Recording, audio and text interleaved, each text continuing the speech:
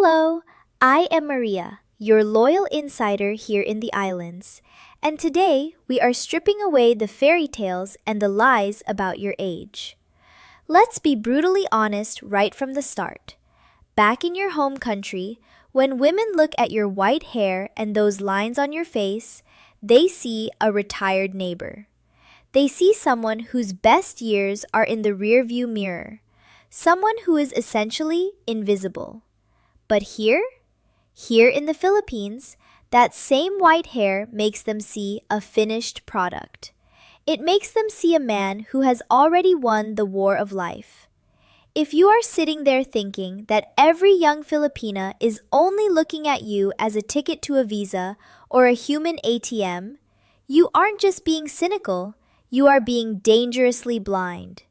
You are missing the four deepest cravings that a 25-year-old local boy simply cannot satisfy, no matter how much hot sauce he brings to the table. Most men your age come here acting like they need to apologize for being 60 or 70. That is your first mistake, and it's costing you the respect you deserve. Today, I am going to show you why your age isn't a hurdle you have to jump over. It is the actual bait on the hook. I will explain exactly why she is starving for what you have, and how to use your maturity to anchor a beautiful woman's heart without being made a fool. If you want to stop being a wallet and start being the king of your own castle, don't you dare look away. Now, take a deep breath, because we are about to step out of the postcard and into the real mud. Most guys get off the plane in Manila or Cebu with a suitcase full of romantic fantasies and a heart that's been starved for far too long. You see the white sand, the swaying palms, and those beautiful big brown eyes looking up at you like you're the answer to a prayer. For a second, it feels amazing, but I'm here as your insider, your sister in the islands, and I have to tell you, that paradise you see on those shiny travel vlogs is a carefully constructed stage. Behind the curtain, there is a world of bahala na, a cultural mindset where today's survival is more important than tomorrow's promises. You are navigating a minefield of cousins who suddenly need surgery, forgotten children, and dating apps filled with girls who have professional-grade scripts designed to make you feel like the only man in the world, while they are secretly juggling 5 other sweethearts just like you. But listen to me closely. If you've been burned before, or if you're sitting there feeling a little foolish for even wanting this, stop. It is not your fault. You come from a world where a man's word is his bond, and where I love you actually means something.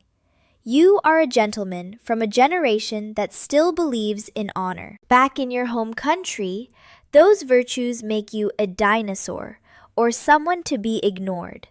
Here, they make you a target for the sharks, but they also make you the ultimate prize for the right woman.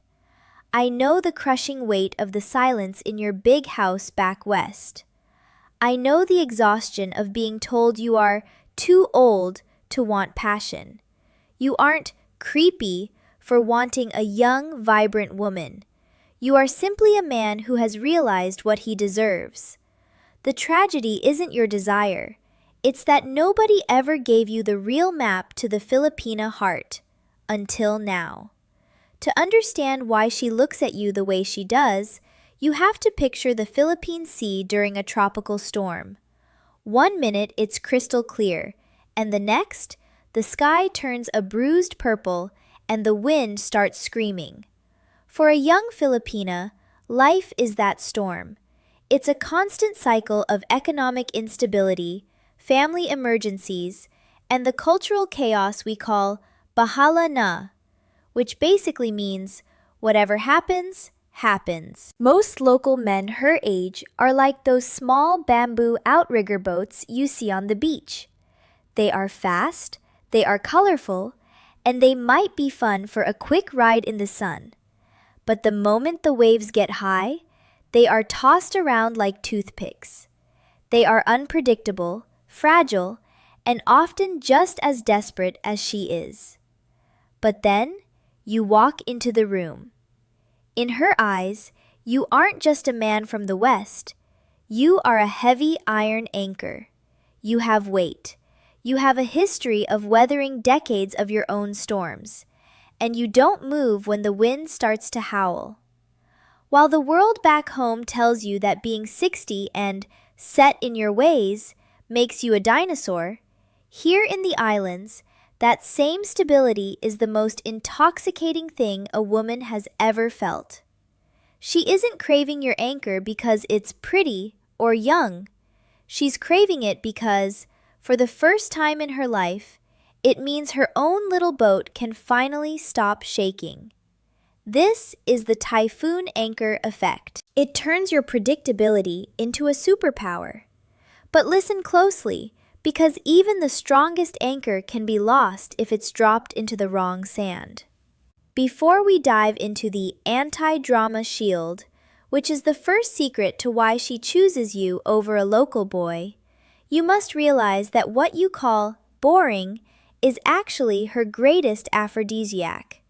Now, let's get into the actual mechanics of why she is choosing you, because if you don't understand the rules of the hidden game, you're just a guest in a casino where the house always wins.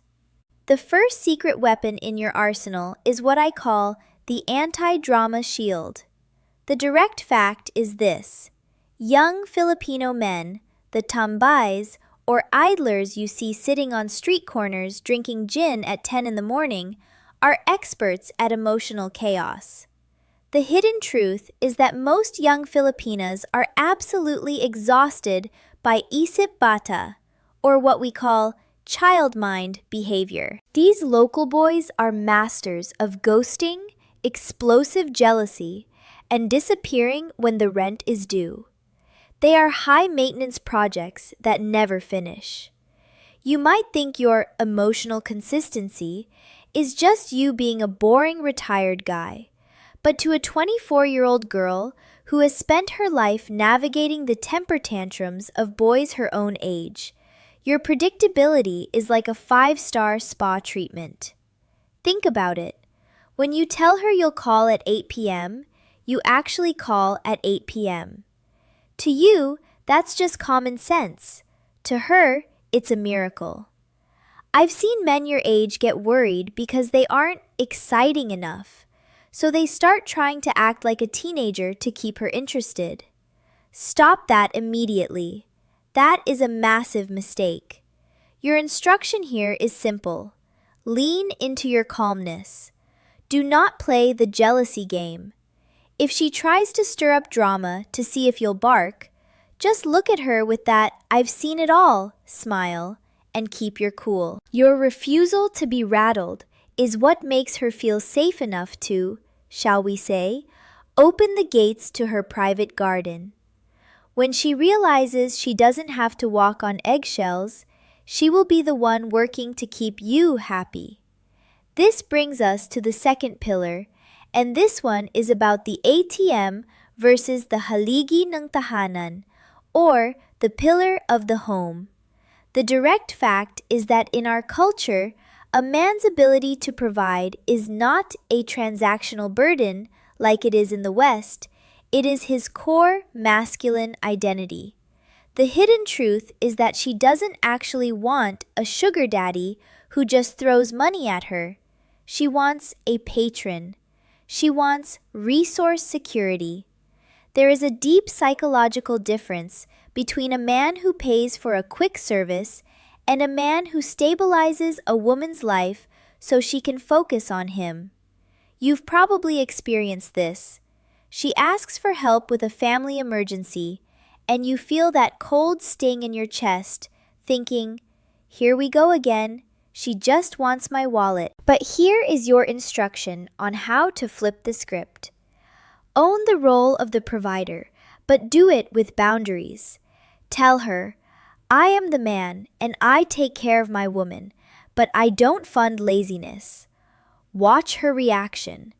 A girl who is only looking for an ATM will get angry or tampo when you put conditions on your generosity.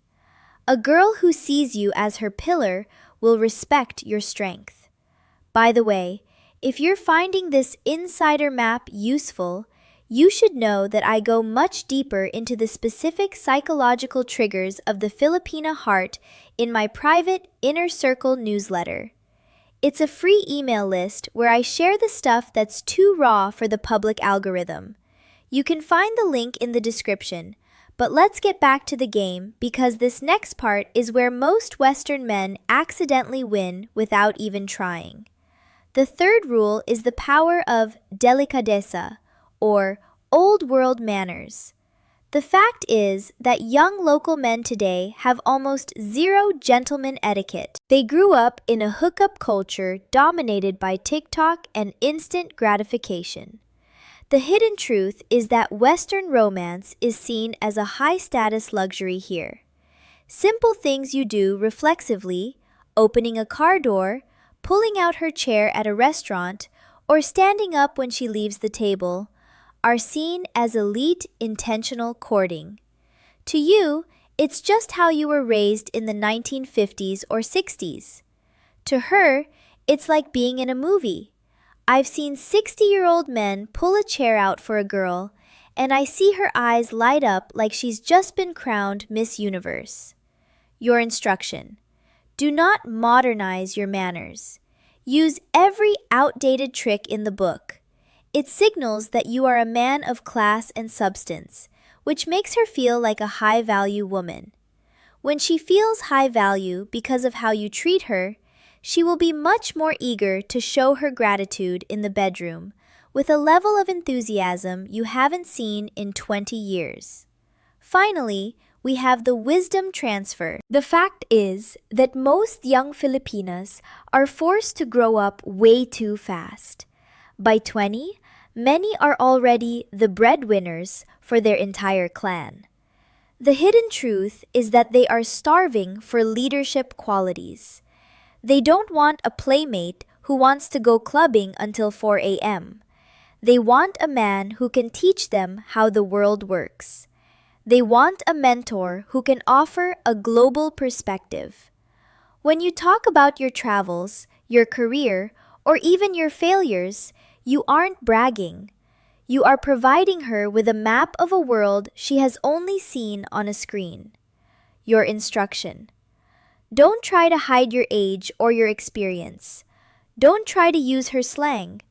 Be the seasoned captain of the ship. She wants to look up to you, not down at you.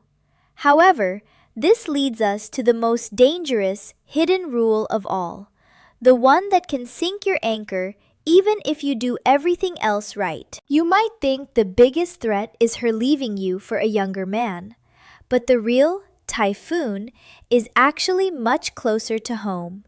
It's the moment you fall so in love with being her hero that you start trying to save her entire extended family from their own bad decisions.